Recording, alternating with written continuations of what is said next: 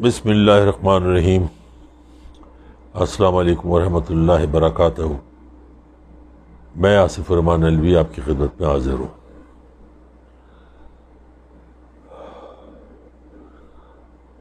گوال منڈی سے جاتی عمرہ تک کا سفر۔ آج میں آپ کو بتاؤں گا کہ یہ سفر، یہ تو سب کو پتا ہے کہ گوال منڈی سے ان کا سفر شروع ہوا، مگر آج یہ بتاؤں گا کہ اسکول میں، کالج میں سپلی لانے والا، 3rd ڈویژن سے پاس ہونے والا آج کیسے ارب پتی کھرب پتی بنا، بیچ میں کن کن لوگوں کو دغا دیا، دھوکہ دیا، کن سے دوستیاں کی مفاد کے خاطر، اور ارب پتی کھرب پتی بنا۔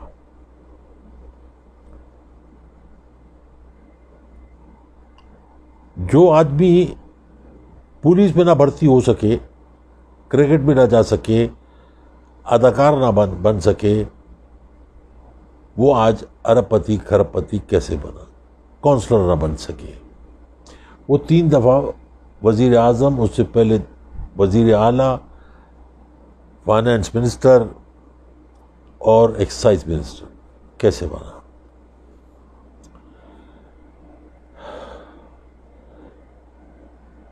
جن لوگوں کی کمر پہ اس نے چھرا گھونپا، وہ سب اوپر بیٹھے ہوئے آج اس کا انجام دیکھتے ہوئے ضرور مسکرا رہے ہوں گے اور ایک دوسرے سے کہہ رہے ہوں گے، ٹھیک ہے، دنیا میں ہم کو اس کا پھل نہیں ملا، آج ہم دیکھ تو رہے نا انجام۔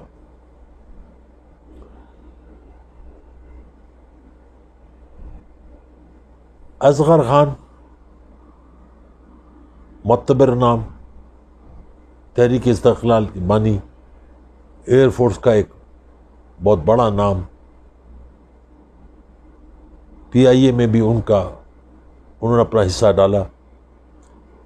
یہ شخص نے اپنی زندگی کا جو سیاسی شروع کیا وہ تحریک استقلال، وہ یہ اصغر خان کا بھی نہیں ہوا۔ غور سے سنیے گا، یہ اصغر خان کا بھی نہیں ہوا، ان کو بھی دھوکہ دیا۔ پھر یہ مسلم لیگ نون جنیزو کے اس میں شامل ہوا، اس نے جنیزو کی کمر میں بھی چھرا گھونپا، یہ ان کا بھی نہیں ہوا۔ اپنے تینوں ادوار میں 6-7 جو جرنل لگائے یا 4-5 جو بھی لگائے، خود لگائے، پھر خود ہی ان کے خلاف سازشیں بھی کی۔ یہ سارے لوگ برے تھے، یعنی اصغر خان، جنیزو، پھر یہ جرنیل، یہ سارے برے تھے۔ صرف ایک جنرل ضیاء الحق، جن کو اس نے نہیں لگایا، اس نے ان کو گملے میں لگا کے، پانی ڈال کے، ان کو بڑا کیا، گود میں بٹھا کے تھپ تھپایا اور اس کو اس مقام پہ پہنچایا۔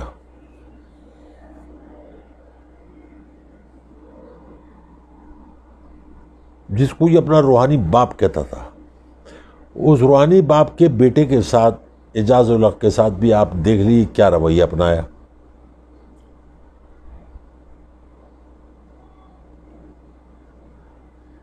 یہ سب چیزوں کے پیچھے ایک ہی چیز تھی، صرف اور صرف ایک چیز، دولت، ناجائز دولت، حرام کی دولت۔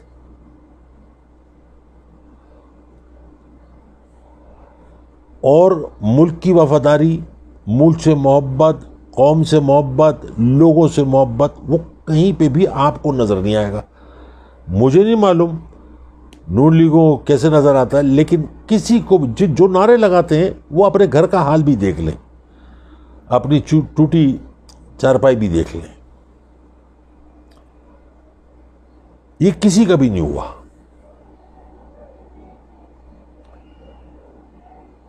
اس نے اپنے دور میں لوگوں پر سیاسی مقدمات بنائے، لوگوں کو ذلیل کیا، رسوا کیا۔ یہ تو ایک ہر سیاسی اس کا ہے نا کام، اس نے اپنے خاندان کے لوگوں کو، اپنے بہن بھائیوں کو، ان کے بچوں کو تھانے میں بلا کے ذلیل کیا، دوپٹے کھچوائے، ان کی ٹھکائیاں کروائیں، ان کو چھتر پڑوائے، دولت کی خاطر۔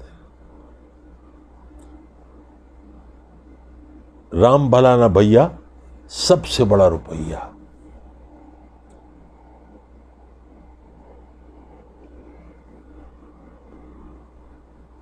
ملکی ادارے اچھے بھلے ادارے تھے، ان کو کھوکھلا کیا۔ دولت کمانے کے لیے اس نے ملک کے بڑے بڑے اداروں کو داؤ پہ لگا دیا۔ اسٹیل مل کو دیکھ لیجئے، پی آئی اے کو دیکھ لیجئے۔ پی آئی اے میں جتنے لوگ بھرتی کرائے گئے وہ پی آئی اے کی اگلے 50 سال میں بھی ضرورت نہیں ہے، وہ بھرتی کرائے گئے، اور کی پوسٹوں پر اپنے آدمی بٹھائے گئے، اپنے لوگ بٹھائے گئے کہ جو ان کا مال جائے اس کو کوئی نہ روکے، نہ کوئی ٹوکے، نہ کوئی پوچھے۔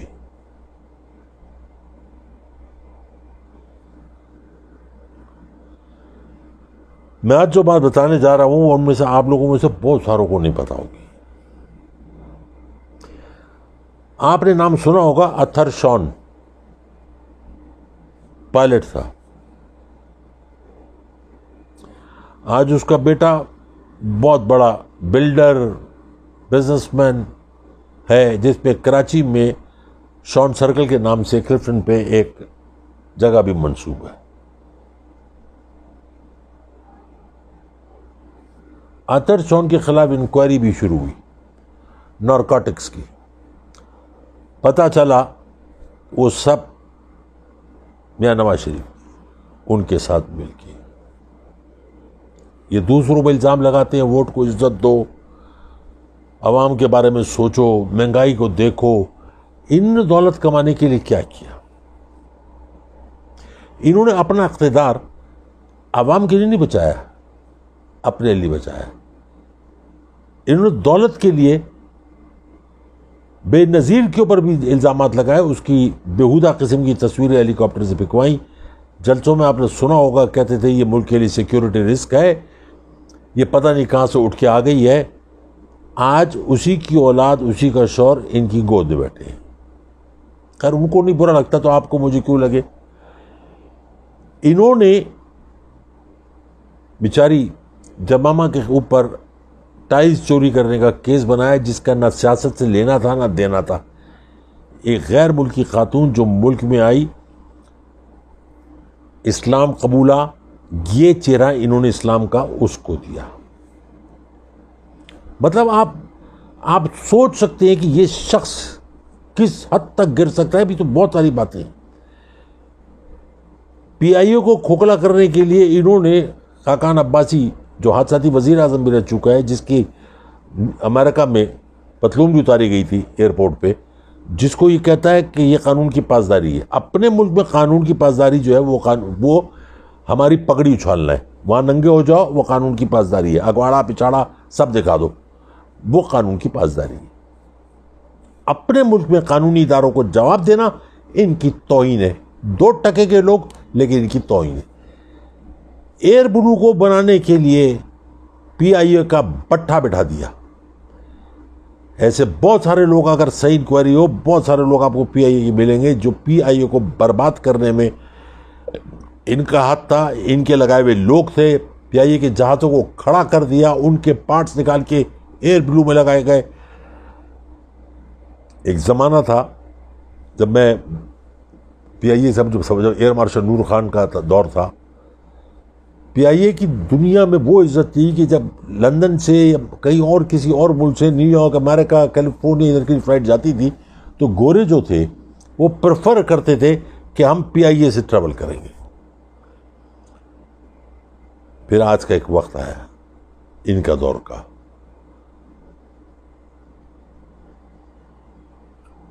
اپنی ذاتی مفاد کے لیے انہوں نے پی آئی اے کے جہاز کو لندن میں ایک مہینہ کھڑا رکھا۔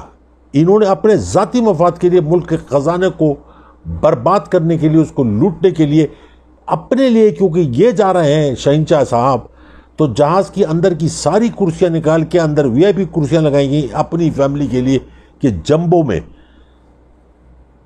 یہ بیٹھ کے جائیں گے، جس پہ ان کے لیے بیڈ روم بنایا گیا، اندر 7 گھنٹے 8 گھنٹے کی فلائٹ، اس میں واش روم بنایا گیا، نہانے کے لیے، آرام کرنے کے لیے کچن بنایا گیا، خانسامہ یہ وہ سب لے کے گئے۔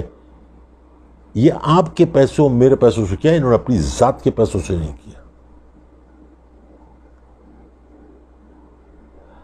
انہوں نے سندھ کے اندر جس منسٹر کو لگایا، وہ بھی میں آپ کو کیسا سنا دیتا ہوں، جو کے پی ٹی میں کامران مائیکل کو، اچھا آدمی تھا، اللہ خوش رکھے، اس کو خراب ہو گیا۔ سارے برے نہیں تھے، برا بنایا گیا۔ جیسے جتنی اول تو کی منسٹریاں ان کے پاس ہوتی تھی، اور جس کی منسٹری میں کسی کو لگایا جاتا تھا تو اس کو کہا جاتا تھا کام کوئی بھی کرو، پروجیکٹ کا 30% ہمارا ہے۔ اب پروجیکٹ اگر ہے مثال کے طور پہ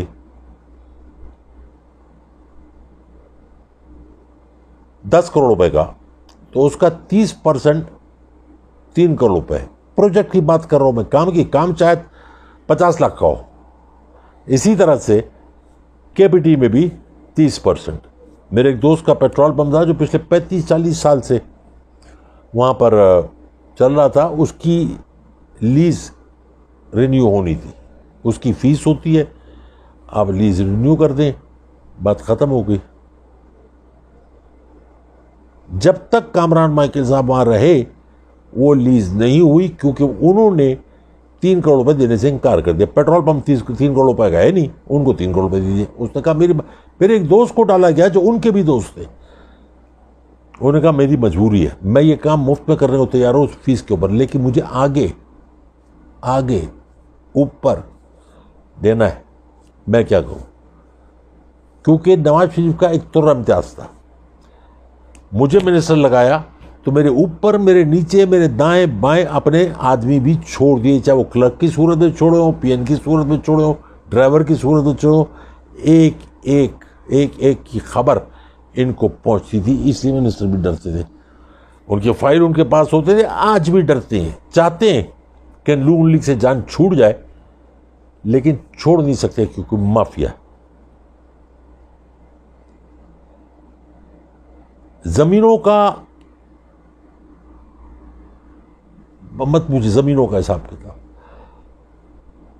رشوت کا تو بازار تھا، جو کچھ بھی تھا وہ میں ویڈیو کلپ نکالنے کی کوشش کر رہا ہوں۔ جب نواز شریف کو وہاں سے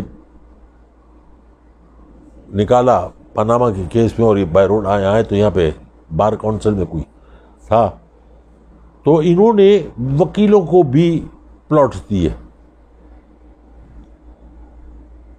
ججوں کو بھی دیے۔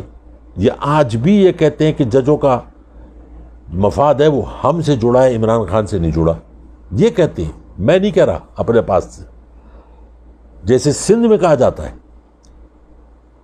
آپ یہ کمال دیکھیے گا کہ ہر جگہ ان کو ضمانتیں، ان کو ایکسٹینشن، ان کو سب کچھ مل جاتا ہے، غریب انسان اندر مر جاتا ہے، اس کو دفنا بھی دیا جاتا ہے، 5 سال بعد اس کا کیس لگتا ہے، سپریم کورٹ کہتا ہے اس کو باعزت بری کر دو، قبر سے نکال کے بری کرو اس کو۔ خیر، ٹاپک کسی اور طرف چلا جائے گا۔ میرا کہنے کا مقصد یہ ہے کہ دولت، صرف اور صرف پیسہ۔ ان کے جو قریبی ساتھی تھے، جیسے وہ باغی جو آج کل دماغی طور پر مفلوج ہو گیا بیچارہ، جاوید ہاشمی، غوث علی شاہ، چودھری نثار، اور بہت سارے کتروں کے نام میں گنوں گا، ان سب کو چھوڑ کے اور اپنے ووٹرز کو چھوڑ کے، ان کو چھوڑ دیا کوئی بات نہیں، ووٹرز کو چھوڑ کے جو ان کے لیے لڑتے ہیں، ان کے لیے ذلیل ہوتے ہیں، ان کے لیے جان دیتے ہیں، ان سب کو چھوڑ کے رات کے اندھیرے میں پوری فیملی 70 سوٹ کیسوں کے ساتھ جہاز میں بیٹھ کے اپنے ملازمین کے ساتھ پاکستان سے بھاگ جاتے ہیں. جو ان کی جیل کی برابر والی بیرک میں موجود ہے ان کو بھی نہیں پتا کہ یہ شہر کا بچہ بھاگ گیا. ایسے آدمی پہ کیسے اعتبار کیا جا سکتا ہے؟ ان لوگوں کو بعد میں پتہ چلا. یعنی آپ یوں اندازہ لگائیے کہ نوابزادہ نصر اللہ خان ان کے لیے لڑ رہے تھے، بیگم کلثوم نواز ان سے جا کے بات کر رہی تھی، وہ ان کو چھڑانے کے لیے لڑ رہے تھے، تحریک چلانے کے لیے بات کر رہے تھے. اچانک پتہ چلتا ہے کہ یہ چلے گئے. کسی نے پوچھا نوابزادہ نصر اللہ خان سے کہ صاحب آپ تو ان کے لیے لڑ رہے تھے. انہوں نے کہا 35 سال سے سیاستدانوں کے ساتھ میرا رابطہ رہا ہے، پہلی دفعہ تاجر سے میرا رابطہ ہوا، تاجر نے دھوکہ دے دیا. تاجر یہ وہ تاجر ایک وہ بھی ہے جو بڑی محنت سے اپنی دکان میں بیٹھ کے حلال کما رہا ہے، وہ تاجر نہیں. حرام کمانے والا تاجر ہمیشہ آپ کی قبر میں چورا گھونپے گا. یہ اس کے خمیر میں ہے، کیونکہ وہ بھی حرام کھا کے پڑا بڑا جوان ہوا ہے. کوئی شخص ایسا ہے جو میڈیا پہ آ کے کہے کہ نواز شریف نے میرے لیے یہ کیا حلال؟ دولت کو تو تخمینہ ابھی تک تو کوئی ایجنسی نہیں لگا سکی کہ کتنی دولت ہے. یہ میں کنفرم کرتا ہوں، یقین سے کہتا ہوں کہ دنیا کے ہر بر اعظم میں اس شخص کی جائیدادیں، بینک اکاؤنٹ اور بہت کچھ موجود ہے. خیر، دولت ایک ایسی چیز ہے کہ انسان اس کو اٹھانے کے لیے زمین کی کسی بھی حد تک گر سکتا ہے. یہ پہلے آپ کو چھوڑ کے بھاگے تھے، آپ کے بچے ہو گئے، وہ بڑے ہو گئے، آپ نے ان کو بھی ان کے پیچھے لگا دیا، بگوڑے کے پیچھے. آج آپ کے بچوں کو بھی چھوڑ کے بھاگے دولت کے لیے. آپ کے لیے لڑائی نہیں لڑ رہے، ورنہ آ جاتے، اتر جاتے ایئرپورٹ پہ، کہتے مجھے گرفتار کرو، میرے خلاف مقدمہ چلاؤ، ثابت کرو کہ میں چور ہوں، مجھے پھانسی پہ لٹکا دو، یہ قوم لڑے گی میرا مقدمہ. مگر ہو نہیں سکتا نا. جو آدمی اپنی بیماری کے لیے جعلی سرٹیفکیٹ بنا لے، جعلی میڈیکل رپورٹس بنا لے، اس سے آپ کچھ بھی توقع رکھ سکتے ہیں. آپ چھوٹی سی ایک بات سوچئے کہ جب کوئی ڈگنیٹی، کوئی بڑا انسان کسی بھی ملک کا سربراہ رہ چکا ہو تو باہر بھی اس کو میڈیکلی اس کو عزت دی جاتی ہے. ان کا ایک بورڈ بنتا ہے، ان کا ایک اسپوکس پرسن آتا ہے، وہ آ کے روزانہ انٹرنیشنل میڈیا کو، لوکل میڈیا کو اس انسان کی طبیعت کے بارے میں بتاتا ہے اور کہتا ہے کہ دعا کریں کہ یہ ٹھیک ہو جائے گا. مگر انہوں نے اپنے جس جگہ سے علاج کرا رہے ہیں اپنی رپورٹس کو کلاسیفائڈ کرا دیا، یعنی کہ چھپا کے رکھو، کیونکہ اندر کچھ ہے نہیں تو بتائیں گے کیا.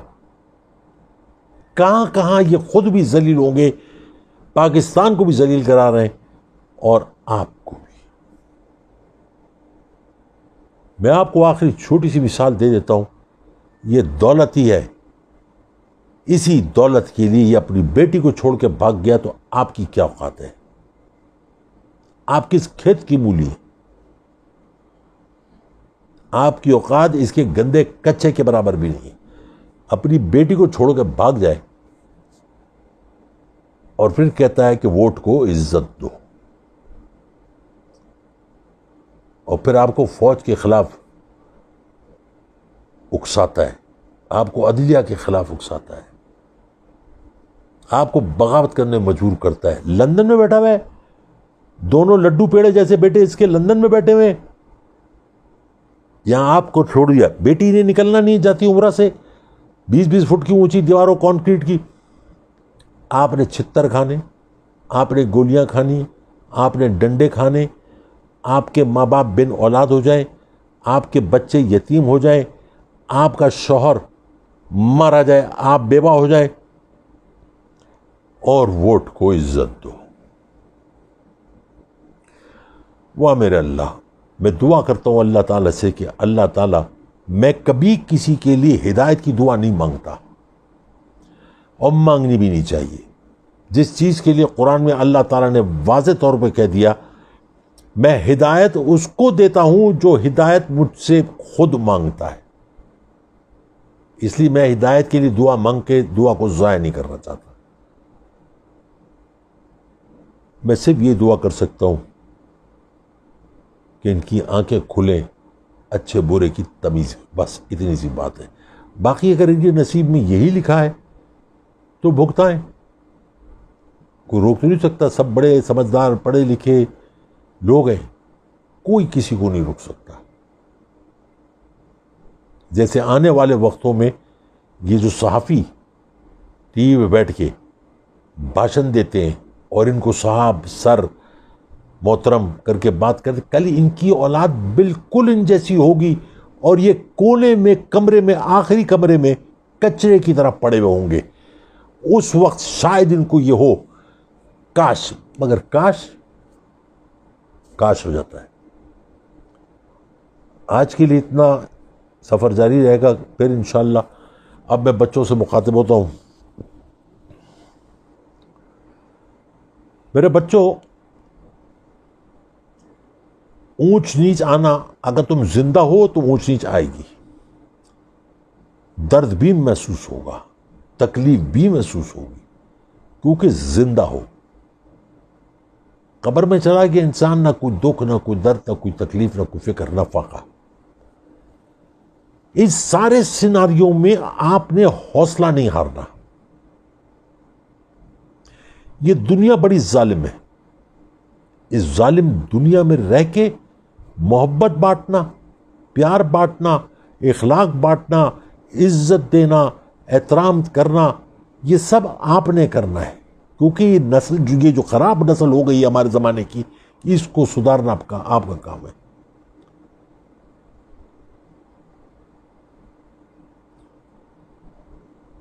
یہ دنیا فانی ہے، یہ آپ بھی مانتے ہو، میں بھی مانتا ہوں. پھر بھی ہم سامان 100 برس کا کرتے ہیں.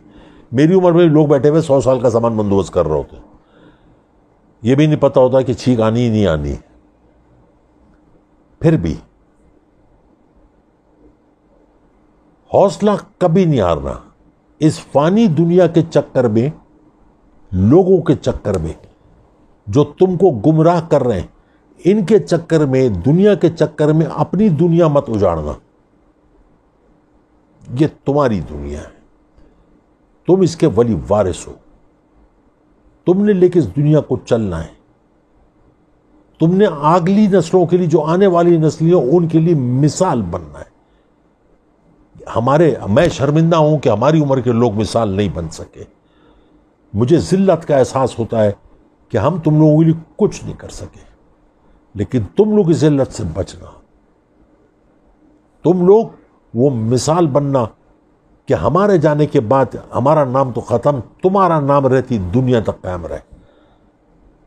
میری اس بات پہ غور کرنا، سوچنا، ایک دفعہ ضرور سوچنا. بہت سارا پیار، بہت ساری دعائیں، بہت ساری محبت. اللہ نے زندگی تو انشاءاللہ کل پھر حاضر ہوں گا. اپنے پیار، محبت و دعاؤں میں یاد رکھیں. السلام علیکم ورحمۃ اللہ وبرکاتہ.